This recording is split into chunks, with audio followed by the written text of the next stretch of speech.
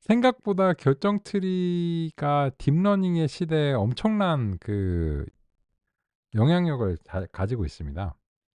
그래서 요 디시전 트리 요 그레디언트 부스팅 머신이라 나오는데 요 두 개가 다 결정 트리 기반이에요. 그래서 요 두 개 합치면 선형 모형을 뛰어넘거든요. 딥러닝이나 이런 것도 이제 뛰어넘습니다. 그래서 인제 그런 측면에서 이제 봤을 때 그 어 네. 그런 측면에서는 인제 이게 네가 얘기한 대로 난 사실 네 얘기에 공감했다. 왜냐면 인제 이 if else 문으로 이제 하는 것 자체가 좀 비효율적이고 그래서 이제 머신러닝으로 넘어오고 이랬는데 그 인제 이 결정틀이라고 하는 게 궁극적으로는 방법론은 차치하고서라도 궁극적으로는 if else 문이라면 과연 이게 이제 궁극의 어떤 머신러닝을 이제 달성을 하고 이럴 수 있는가 좀 비효율적이거나 이제 의구심이 든다라고 그런 인상을 가지실 수 있다고 생각해요. 근데 이게 되게 좋은 논의주셨는데 이때까지 우리가 논의했던 것과 굉장히 이제 좀 뭐랄까 진영이 있어요.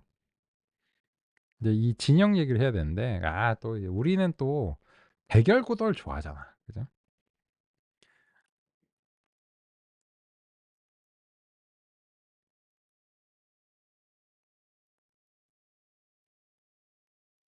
이 매개 변수형이라고 하는 것과 그리고 인제 비매개 변수형, 네 간단하게 이제 non parametric 이렇게 인제 MP라고 이제 부를게요. 그러면 파라메트릭이 무엇이냐면 인제 이 정답을 내는데 이 정답과 이제 입력과 출력이 모정의 함수로서 설명이 될 수 있고 그 함수를 결정하는 매개 변수를 찾아내는 것이 학습이다라고 하는 그런 진영이에요. 제가 이 혼란을 안 드리기 위해서 이 얘기를 좀 상당히 미뤘어요. 왜냐하면 여기에 그냥 폭 빠져 있으실 수 있게요. 그래 그거에 이제 가장 이제 기본적이자 인제 대표적인 게 선형 모형입니다.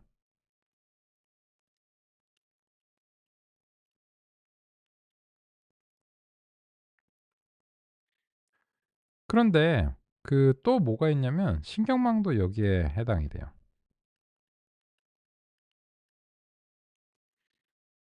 근데 인제 이쪽 진영에서는 데이터 과학적 관점에서는 어떤 가정이 있냐면 과학적 원리적 가정이죠.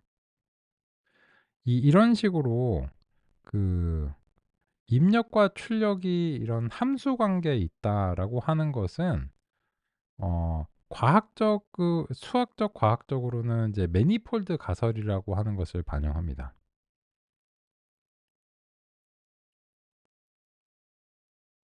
이거는 이제 가설이에요. 그럼 이제 가설하고 대비가 되는 것은 이론이죠. 근데 이론은 입증이 된 거죠.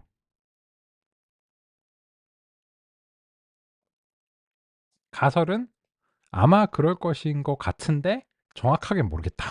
이런 거고요. 그럼 이제 매니폴드 가설이 이제 무엇이냐 라고 하는 이제 그런 점과 이제 관련해서는 우리가 인제 이때까지 해 왔던 이제 것이에요. 뭐냐면 이제 데이터가 막 이렇게 인제 분포가 되어 있는데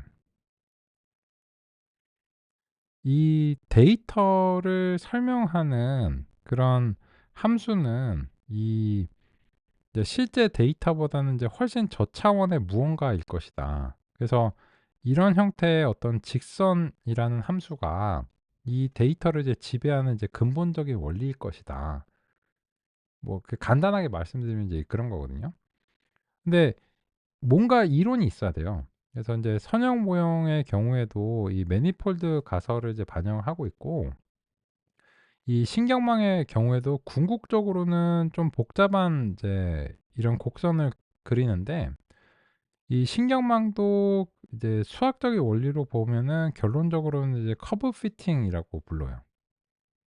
궁극적으로는 얘는 그냥 커브 피팅 아니냐. 근데 인제 사람들이 이렇게 얘기하는 거죠.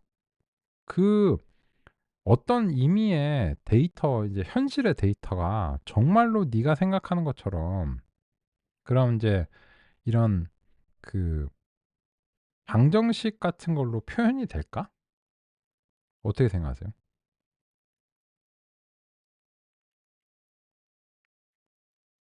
그런 가정을 해야 되거든요.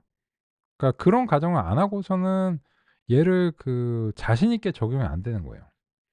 그런데 인제 이거를 이제 적용을 하는 이유가 뭐냐면 우주의 많은 현상들이 굉장히 수학적으로 표현이 돼요. 그래서 이 수학과 관련해서 그런 논의가 있어요. 이제 이 수학은 아이고 매스인데 매치라고 써 놨네요. 요건 그 이 수학이 발명이 된 것인가 아니면 발견이 된 것인가 이런 어떤 논의가 있거든요. 그 무슨 말이냐면 발명이라고 하는 것은 인위적으로 만들어낸 거예요. 근데 발견이라고 하는 것은 원래 우주가 수학적인 원리를 따라서 수학적 원리에 따라서 만들어져 있는데 우리가 이제 그 때가 돼서 그것을 발견한 거죠. 이미 거기에 있는 거를. 그죠?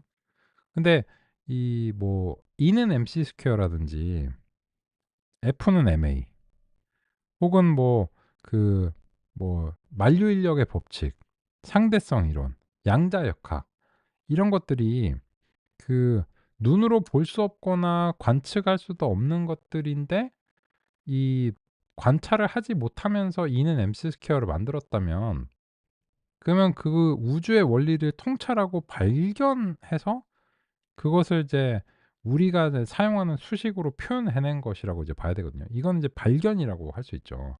그러니까 아인슈타인이 상대성 이론을 발명했다면 그렇다면 예전에는 그 빛들이 빛의 속도나 어떤 뭐 중력이나 이런 것들이 없는데 이 이론으로 인해서 갑자기 중력이 생기고 빛이 생기는 거잖아요. 그럼 발명한 거죠. 근데 그게 아니잖아. 그래서 이제 뭐라고 말할 수 없는 그런 것들인데 그걸 수학적인 어떤 도구로서 이제 발견을 했다라고도 봐야 되죠, 그 관계 자체를. 근데 그런 경험이 반영이 된 것 같아요. 그래서 인제 우주의 많은 것들이 인제 수학적인 관계로서 이제 표현이 되다 보니까 그러면 임의의 데이터를 이제 그 형성하는 진정한 원인인 DGP라고 하는 것에 대해서 어떤 가정을 할 수밖에 없는 거예요. 그래서 이 매니폴드 가설을 이제 가지고서 보면 그 무언가를 설명하는 그 함수가 있을 것이고 입력과 출력의 관계를 그리고 그 함수들은 어떤 수학적인 형태로 표현이 가능하다라고 가정을 할 때 이 선형 모형이나 신경망을 적용할 수 있는 겁니다. 그리고 근데 정말로 그럴지 않을지 완벽하게 입증이 안 됐어요. 근데 아마 그럴걸? 그게 이제 매니폴드 가설이에요. 그리고 인제 그런 가설의 인제 그 패러다임 속에 있는 것들이 인제 선형 모형이고 신경망이고 궁극적으로는 요 신경망이 이제 텍스트 데이터에 대해서 입력과 출력의 관계를 좀 복잡하지만 결과적으로는 수조 개의 매개 변수가 있는 함수로서 결국은 이제 해낸 것으로 이제 평가를 하는 거죠, 어느 정도 수준에서는.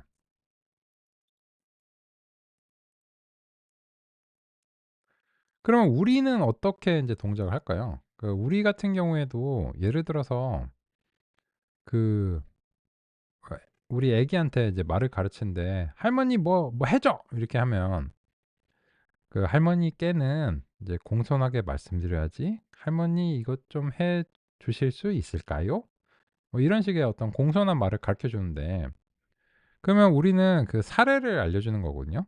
즉 인제 데이터를 이제 경험시켜 주는 거죠. 그리고 인제 그 이상적인 출력을 지도하는 거죠. 근데 우리가 이 과정에서 그 애기들한테 말을 가르치면서 안 해 주는 게 뭐냐면 구체적인 국어학적 이론을 알려주진 않아요. 그건 일단 제가 잘 모르고. 그리고 인제 되게 신기했던 게 인제 우리 꼬마가 이제 글을 읽는데 한국어의 모든 단어를 가르쳐 준 건 아니거든요. 일일이 인제 하나씩 읽어 준 건 아니에요. 그 애기들 책에 나오는 정도로 그냥 뭐 반복적인 그런 내용들을 이제 보여줬는데 어느 순간 인제 제한된 경험을 가지고서 이 x와 y의 함수 관계를 이제 발견한 거죠.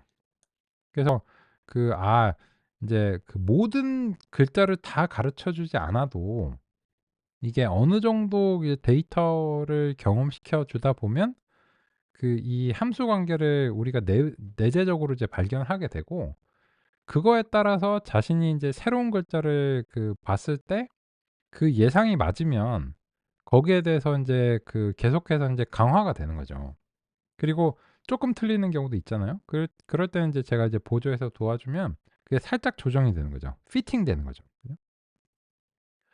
그러면 인제 우리 같은 경우에도 예를 들어서 왜 존댓말을 이제 "존댓말이란 무엇이냐?"라고 누군가 물어본다면 그냥 자연스럽게 그냥 느끼는 거죠. 근데 예를 들어서 이런 거 있잖아요. 시간 같은 거 가르칠 때 2시 30분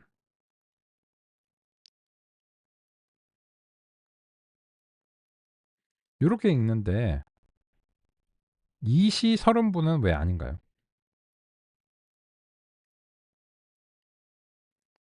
요거는 이상하잖아. 그죠? 근데 왜요? 하여튼 이상하죠. 뭐라 말할 수 없는데 이상해.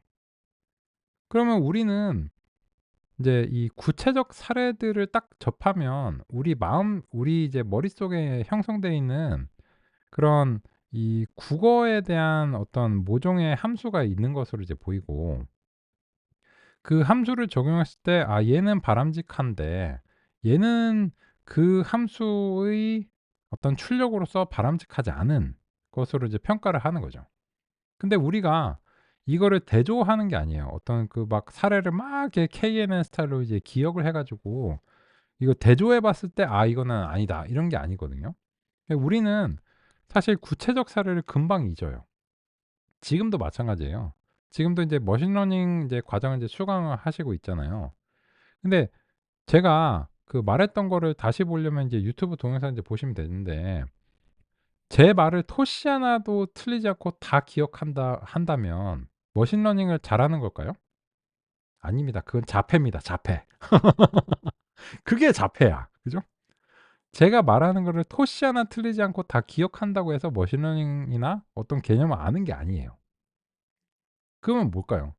제가 이런저런 말씀과 사례를 통해서 제가 전달하고자 하는 것은 궁극적으로는 멘탈 모델을 형성하시는데 뒷받침이 되는 것들을 제시하려고 노력하는 과정이에요. 근데 멘탈 모델이 형성되고 나면 구체적으로 그때 무슨 얘기를 들었었는지 기억이 안 나요. 그리고 기억이 안 나지만 나는 할 수 있어. 그죠? 그 애기들이 글씨를 읽는데 글씨를 읽게 되는 원리가 이때까지 제가 뭐 부모가 읽어 줬거나 혹은 선생님이 읽어 줬던 책들을 모두 다 기억하기 때문이 아니에요.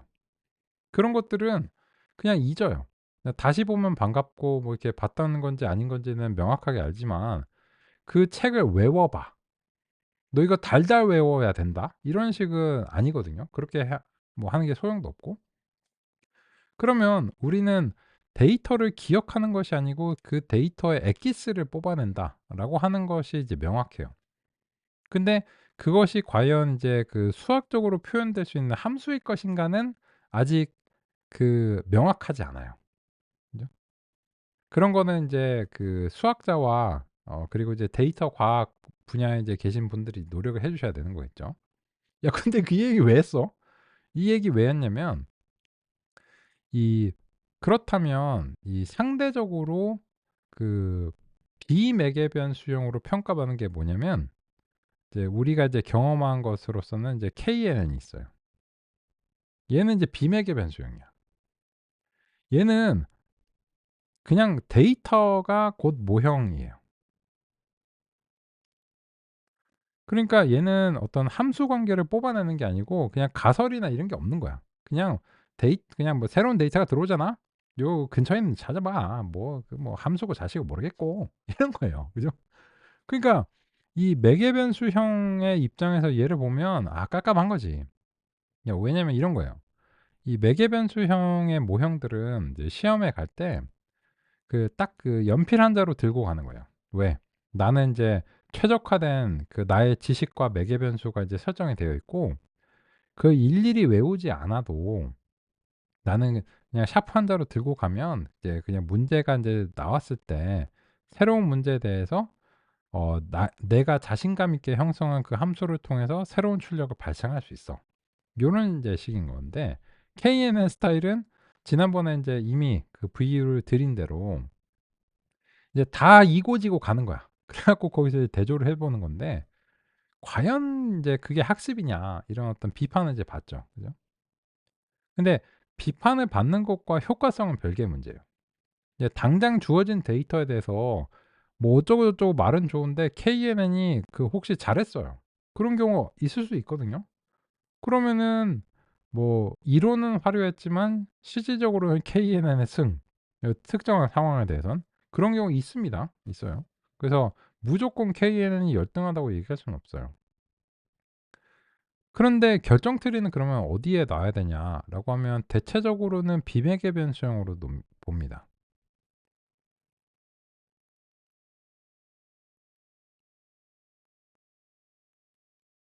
대체적으로 이제 비매개 변수형으로 보는데 왜 그러냐면 이 결정 트리는 이런 그 if else 문인데 한번 생각해 보세요. 소프트웨어 개발을 하시는 분들이 여기 많으시니까 if else 문을 수학적인 함수로 표현이 가능한가요? 그런 경우도 있어요. 그래서 if else 문의 일부는 함수로 표현이 가능하 할 수 있거든요. 근데 모든 if else 문들이 함수가 되어야 한다. 이거는 어려워요. 그래서 이 소프트웨어 공학이 수학하고는 굉장히 다르죠. 그죠?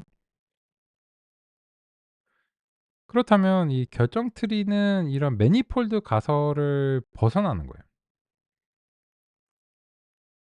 그런 측면에서 이 매개 변수형의 이제 선형 모형과 신경망 입장에서는 결정 트리가 별로인 거지.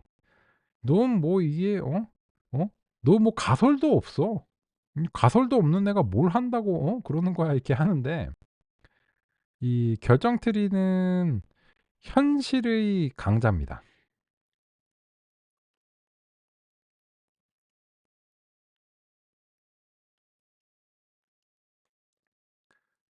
뭐 어쩌고 저쩌고 모르겠고 뭐 그거는 뭐 "너네도 아직 뭐 확실히 모른다며." 우리는 이미 이제 동작하는 if else 문을 통해서 그냥 데이터에 대해서 현실적인 얘기를 하는 거야.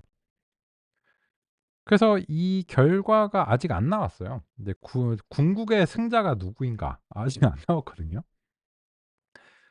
그래서 신경망이 이제 다시 재발견이 되고 나서 이제 신경망이 이제 득세하면서 이 결정 트리를 대체하려고 무수히 노력을 했겠죠.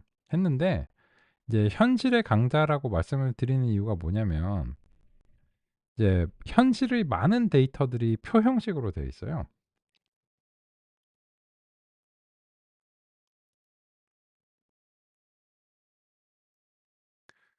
근데 인제 그런 현실의 이제 표 형식의 데이터에 대해서 신경망이나 이런 걸 이제 적용을 해서 얘가 인제 "뭐든지 함수로 만들면 된다." 이런 식으로 했는데 이 표 형식의 데이터들은 이제 이런 문제가 있어요. 이 표 형식의 데이터들은 어 어떤 임의의 값 자체가 반드시 이 부동소수로나 어떤 실수로 이제 표현이 된다고 할 수는 없거든요. 아닌 것들도 있죠. 이럴 수도 있고 그냥 문자열도 있고 시간값도 있고 시간값은 뭐 부동소속점으로 표현을 억지로 하려면 할 수는 있지만 이제 대단히 이제 부자연스럽고, 그리고 또 정수값으로 이제 인코딩이 된 그 범주형 변수들도 있거든요. 그리고 인제 그런 것들이 인제 수학적인 어떤 측정치라기보다는 그냥 우리가 임의적으로 값을 할당하는 그런 경우가 많아요. 그러니까 만약에 인제 요 x 자체가 인제 어떤 실수나 이런 걸로 이제 표현이 되는 인제 그런 범위다. 그리고 인제 모든 것 모든 어떤 특성들 자체가 진정한 의미에서 인제 그 실수 범위를 가정한다면 그때는 이제 매니폴드 가설이 우수할 가능성이 높거든요. 근데 현실은 아니야. 현실에 우리는 예를 들어서 개랑 고양이 요렇게 있는데, 개는 0 번이고 고양이는 1 번이다. 이런 식으로 인제 해요. 왜요? 아무 이유 없어요. 그냥 아무 이유 없고 그냥 내가 그렇게 정한 거야. 그리고 인제 뭐 대한민국의 전화번호, 이제 국가번호, 그죠? 미국 국가번호. 별 이유 없어요. 뭐 이게 전화번호 인제 개통한 순서나 뭐 이런 거겠지. 그죠? 근데 만약에 이런 값을 할당을 하면 그러면 대한민국이 미국보다 큰가요? 어떤 의미에서든. 그게 옳든 그르든지 간에 그러니까 그거는 크냐 작으냐의 문제가 아닌 거예요. 그죠? 근데 이런 것들이 현실이에요, 현실. 우리는 그냥 임의적인 표기를 사용해서 무언가를 하거든요. 근데 이 선형 모형이나 신경망은 인제 그래서 이 표 형식에 쪼끔 적합하지 않아요.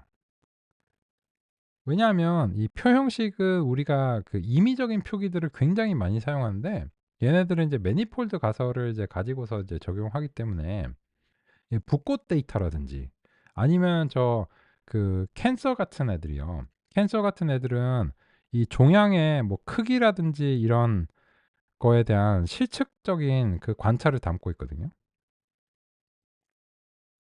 이런 경우에 지금 선형 모형이 결정티류에 비해서 우월하잖아요. 실질적인 어떤 가치 자체가. 근데 보스턴 데이터 같은 경우는 그렇지 않다는 거예요. 뭐 찰스강 인접도, 뭐 방해 개수 이런 것들은 실수 범위가 아니고, 그죠? 그런 경우에는 오히려 선형 모형이나 신경망이 부적합해요, 결과적으로. 근데 인제 그게 왜 부적합하냐고 하는 것을 명확하게 얘기하기가 되게 어려운데, 이제 제가 나름대로 인제 한 어떤 맥락에서 좀 이제 말씀드리려고 이제 노력을 했습니다. 그래서 인제 현실은 인제 수학적인 어떤 측정치만 존재하는 건 아니기 때문에요. 그래서 결정 트리가 신경망이나 이런 것들이 이 표 형식의 데이터에 대해서는 결정 트리를 이기기가 좀 힘든 것 같아요, 결론적으로 이제 보시면. 그래서 실질적으로 많이 사용이 됩니다. 그러면 같이 한번 얘기해 볼까요? 그러면 이제 보스턴 데이터를 가지고서 하면 보스턴 트리인데, 보스턴은 이제 캔서와는 다르게 굉장히 임의적인 수치들을 이제 가지고 있잖아요. 그래서 인제 디시전 트리인지 리그레서 이렇게 인제 해 가지고 이제 한번 이제 보겠습니다. 그래서 인제 모델 평가 이렇게 인제 하고, 요 보스턴 트리 이제 하고, 보스턴 데이터, 보스턴 타겟 이제 하고, 그리고 나서 이제 우리가 랜덤 스테이트 일단 비교를 위해서 교차 검증해야 되는데, 일단 교차 검증을 해도 모델 평가를 쓰지 말라는 얘기가 아니에요. 왜 그런가는 이제 논의를 해야 되는데, 예, 보겠습니다. 어디 참 보스턴은 안 불렀지 오늘. 사이클론의 데이터 세치에서 로드 보스턴 오늘 안 했네요. 그죠? 그래서 이제 로드 보스턴 이렇게 이제 하고요. 그래, 그래. 윤리적 문제. 오케이, 오케이. 하고 일단 근데 이렇게 이제 했어요. 그러면 이제 보시죠. 요 보스턴 데이터에 대해서 아까와 마찬가지로 UFO를 해 볼게요. 말해 뭐해. 오버죠, 오버.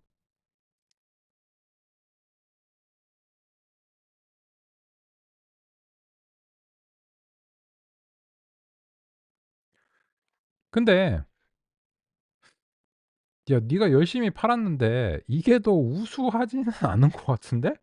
라고 생각하실 수 있어요. 근데 이런 거예요. 이 보스턴 트리가 지금 최적화의 문제 자체가 없어요. 근데 비교해서 인제 보겠습니다.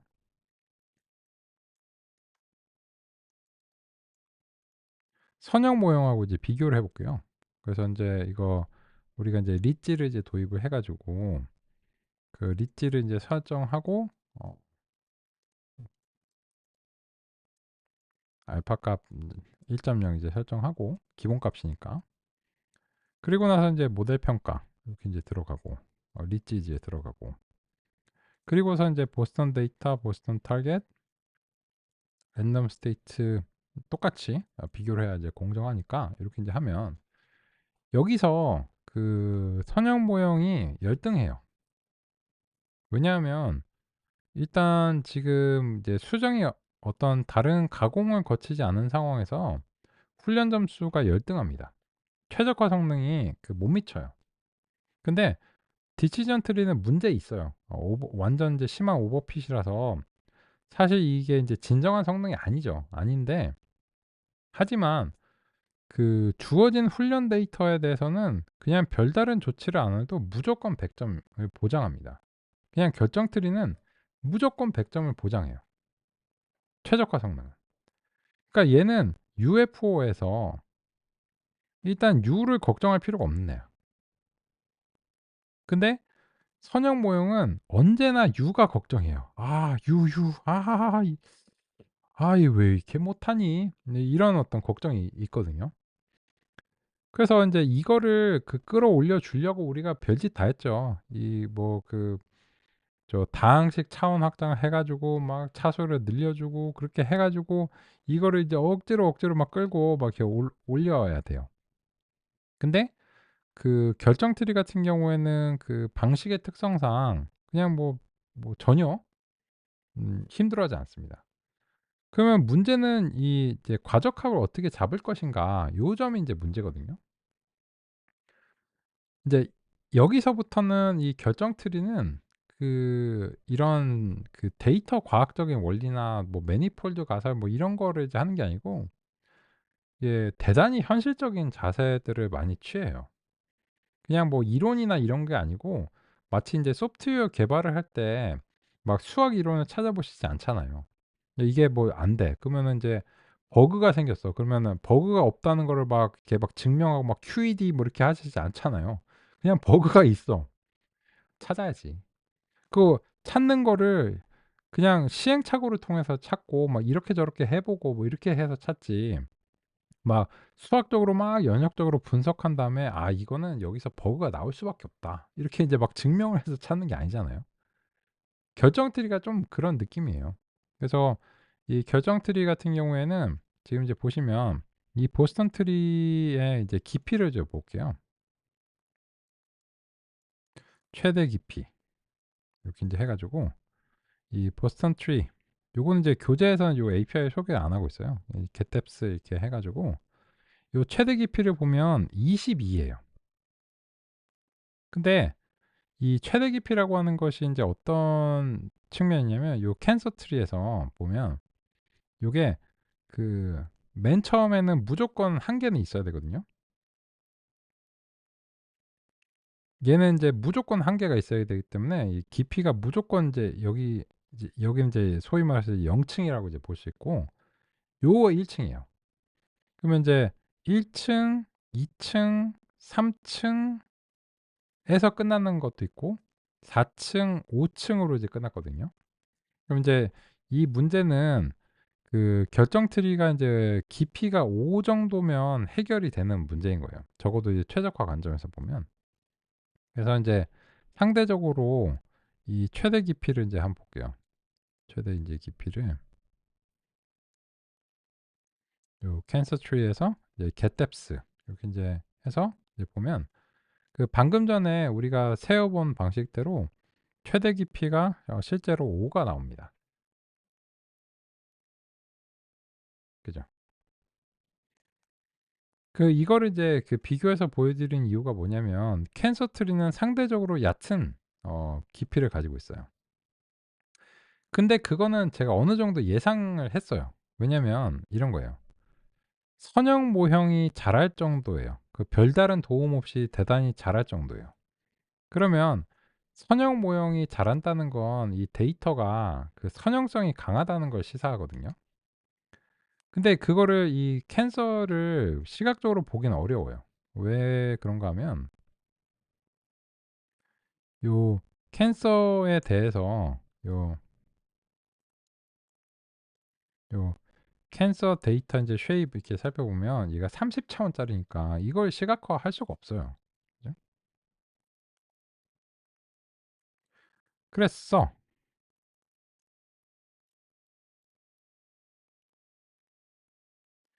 근데 만약에 시각화를 할 수 있다라고 가정하면 이제 선형적인 거는 이런 거예요. 이제 이 경향성들이 강한 거예요. 아이리스처럼. 아이리스가 이렇게 분리가 되게 쉽잖아요. 이런 거는 이제 선형성이 강한 거예요. 근데 캔서처럼 고차원이라서 볼 수 없으면 이게 선형적인지 아닌지 어떻게 알아? 거꾸로 물어보신 거예요. 결과적으로 선형 모형을 적용했을 때 별다른 큰 수정 없이도 뭐 이게 차원 확장 이런 걸 하지 않고 단위 정교화는 그냥 연산의 효율성 때문에 해 주는 거고 없이도 굉장히 높은 수준의 그런 성능이 그냥 나오잖아요. 그러면 결과적으로 선형적인 거예요. 그러니까 이게 선형적인 분포를 가지기 때문에 선형 모형을 적용한다? 그런 게 가능하면 좋겠지만 현실적으로 안 돼요. 그 해 보세요. 30 차원짜리. 이거 선형적인가 안 선형적인가 알아맞혀 봐라. 안 되겠죠. 그죠? 근데 설령 그걸 할 수 있다고 쳐도 그거를 하시는 노력이 뭐 몇 시간 들 수도 있어요. 근데 그 몇 시간을 들이는 동안 저는 그냥 두 줄짜리로 이렇게 해 갖고 '아 뭐 선형적이구만. 끝.' 하고 30초 만에 넘길 수 있다는 거예요. 그죠? 그래서 프로젝트 계획서 같은 거 작성하실 때 제가 별로 이런 형태가 있어요. 뭐냐면 무슨 무슨 알고리즘을 활용하여 어떠한 문제를 해결하고자 하는 계획서 이런 거 있잖아요. 이런 계획서는 안 좋아요. 안 좋아. 왜냐면 아직 해 보지 않았는데 어떤 알고리즘이 데이터에 좋을지 어떻게 알아요? 그거를 미리 정해 놓고 하는 것 자체가 벌써 문제가 되거든요. 그러면 어떻게 해야 돼? 그냥 기계학습 방법론을 이제 쓰는데 이제 프로젝트를 진행하면서 이게 뭐 선형 모형을 써야 될지 신경망을 써야 될지 결정 트리를 써야 될지 서포트 벡터 머신을 써서 이게 답이 나올지 알 수가 없는 상황이거든요. 그러면 인제 그런 이제 여러 가지 도구들 중에서 최선의 결과를 결과론적으로 내는 거를 이제 선택할 수밖에 없는 거예요. 그게 왜 더 다른 알고리즘보다 이제 좋은 결과를 내는가 그거는 거의 근본적인 분석은 불가능해요. 그리고 이제 쓸모없는 짓이기도 하고 궁극적으로는. 그건 이제 근본적인 어떤 이론을 따질 때 하는 얘기예요. 그러면 인제 이 보스턴 데이터로 이제 다시 내려와서 인제 보면 지금 보면 보스턴 데이터에 대해서 최대 깊이가 20 이니까 얘는 이제 안 그려 보는 이유가 이런 거예요. 최대 깊이가 20 이면 이걸 그려 보면 한번 그려 볼까요? 그려 보는 게 뭐 가능은 해요 당연히. 예 보스턴 트리 이렇게 하고 PLT 인제 쇼를 해 가지고 이제 한번 이제 볼게요. 그럼 이제 좀 오래 걸리죠. 이래요. 그죠? 일단. 그러면 이거는 인제 이걸 뭐 본다고 해서 이걸 뭐 분석할 수 있고 뭐 이런 느낌이 아니잖아요. 그죠? 그래서 인제 그 최대 깊이가 인제 깊어지기 시작하면 사실상 인제 이 그려 보는 걸로 우리가 인제 그 뭐 뭔가 통찰을 얻기는 쪼끔 힘들고, 그래서 인제 그릴 때 맥스 뎁스 같은 거를 인제 한 3 이나 4 정도로 이제 한정하는 거예요.